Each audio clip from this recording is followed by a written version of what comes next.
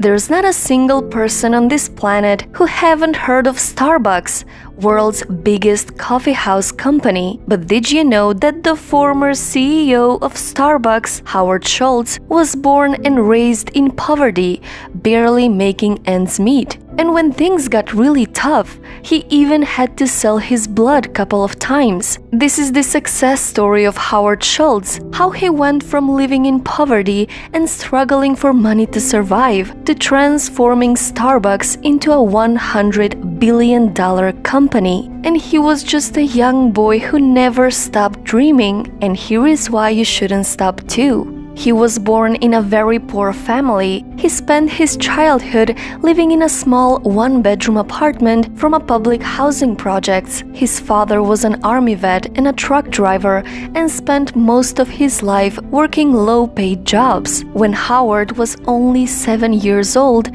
while delivering diapers, his father fell on the ice and broke his leg. And because of this, he was fired from his job. And with no medical insurance and no savings, his family was struggling for money. That image of his father laying on the couch, feeling hopeless, crushed and defeated, left a permanent mark in his memory. It was one of the biggest defining moments in Howard's life. And to get away from all of these problems, he used to sit on the staircase in his building, dreaming of a better life. He played football in high school and earned an athletic scholarship to go to college, but he didn't want to play sports and decided to major in communications. So to pay for college, he had to take student loans and worked many odd jobs to make ends meet. Few times he even had to sell his blood for money to survive. After graduating from college, Howard worked at a ski lodge and as a salesman, but he had a desire to work at Starbucks. At that time, Starbucks had 3 owners and only sold coffee beans. So at the age of 29, after a full year of convincing the owners to hire him, he finally got a job at Starbucks. While on a business trip to Italy,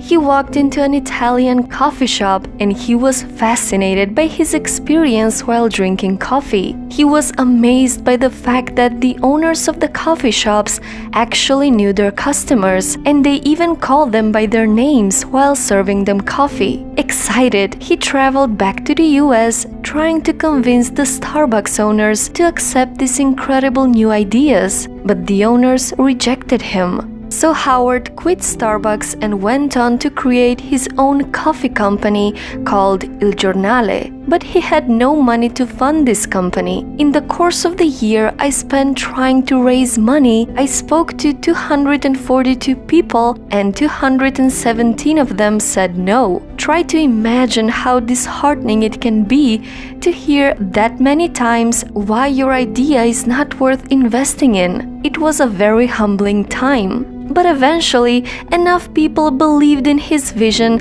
and decided to invest in his business. He worked extremely hard to open his first coffee shop where he could replicate the experience he had in Italy and finally implement his ideas.